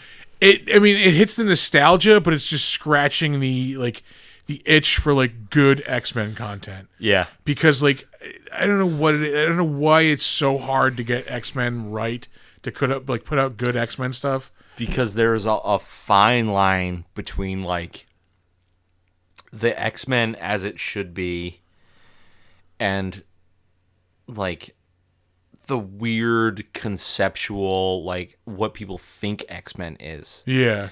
And there is a difference because like X-Men is like quote unquote like woke. It's very Star Trek-y in like its premise and like its its tenets, like, Yeah. It's supposed to be people who are fighting for. I mean, it's basically an analogy for civil rights. Yeah. Initially, but then like there are people that take it too far, and it stops being entertaining and starts being more about what they're fighting for and not like how they're doing it and who they're doing it against. So like if you lose the characters that make it interesting, like really good villains who are written well, and they just become like fascists. Yeah. Like that's ordinary. Like I don't give a shit about that. So if you make a character that's like sort of fascist, but he's still a really entertaining character and a bad guy and does like menacing shit, that's where you get a good X-Men villain. Yeah. Yeah. No, they like, yeah, episode 2 was just like, oh yeah, no, this is what I need. This is like scratching the itch. Yeah, this is exactly what I want out of an X-Men story. No shit. Like, yeah. Yeah. Because it was like the perfect mix of like old storylines with like hold on, let me have ads for your stream. Oh, it showed the movie for the trailer. I do want to see Abigail. That does look really, really good. Entertaining anyway. I do want to see that.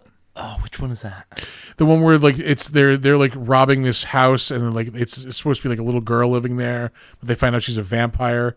She's like a ballerina. Oh, weird. Yeah, it looks pretty good. I must have missed that one. What was I saying about X-Men? Oh, they mixed the perfect mix of like classic storylines because it's got like the trial of Magneto. It introduces like the Inferno storyline. Oh, really? And it throws in the Executioner, like a classic 90s X-Men villain. Fuck? Yeah.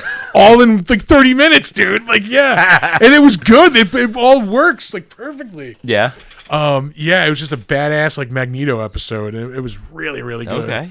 I just hope like the quality is for the rest of the season stays up. Yeah. Because those first 2 episodes were pretty badass. Did they drop the whole season, or are they doing like weekly episodes? They did two for the first week, and I think it's 1 every week. Nice. The instant gratification part of me is like I want all the episodes right away, but the part of me that's like I know I will binge watch this and then shit my pants because I have to wait a full fucking year. Yeah. Part of me will appreciate watching one a week. Yeah. Oh god, they just fuck up some Sentinels in the first episode. They have to. Rogue like DDT's a fucking Sentinel at one point. It was awesome. Yeah. Get out of here. Like yeah. Hit it with the Stone Cold Stunner. Fuck. Oh man. I'm itching. I like really itching to see Godzilla Kong. Like that's right, the closer we get to it, the more excited I am, even though I know that it's not going to be good. Do we still want to watch it and then do the show this weekend? I would like to. All right. Sunday is Easter though, isn't it? My boys are really, really fucking excited to see it. So I don't know if I can do Sunday now. Sunday's Easter? Yeah, I think so. Yeah. I am definitely going Thursday to see it, I think. And okay. I was planning to see it again before we do the show. So either I could do Sunday night if we want to see it. Like, I got to see. I don't know if Michelle's watching. Michelle, what time are we eating on Sunday? I don't know. Like, we'll look and see what happens this week. Yeah. But I got to take the boys to see it because they're dying to see that shit. Yeah. So. I figured they'd want to go. Yeah. Yeah, we'll figure it out. Because I do want to do the episode on it next week. Yeah. Well, I mean, we'll shoot for like fucking. Yeah, we'll do Friday. All right. Friday's fine. We can do Friday. Yeah. Friday. Yeah. No defenestration. Yeah, because you guys are off this week on that. So. Yeah. Hey guys. Friday, we're going to go see Godzilla Kong if anybody's interested and wants to come with us. Get on our Discord and tell us if you want to go see that with us. That's speaking of segues. Yeah. The Discord is in our link tree. And the link tree is in the bio. And you can check out our website, which is www.bigdumbmonsters.com. We are trying to build a media empire. So we're kind of dropping the Big Dumb Monsters podcast part of things. We're trying to get other things going. The Big Dumb Monsters experience. Yeah. We're Jimi yeah. Hendrix level right now. Fucking A. Band of gypsies. But you can check us out on our website. You can check us out on Facebook. We're Big Dumb Monsters Pod. Email us if you have suggestions for movies that you want to see us cover, beer we should drink.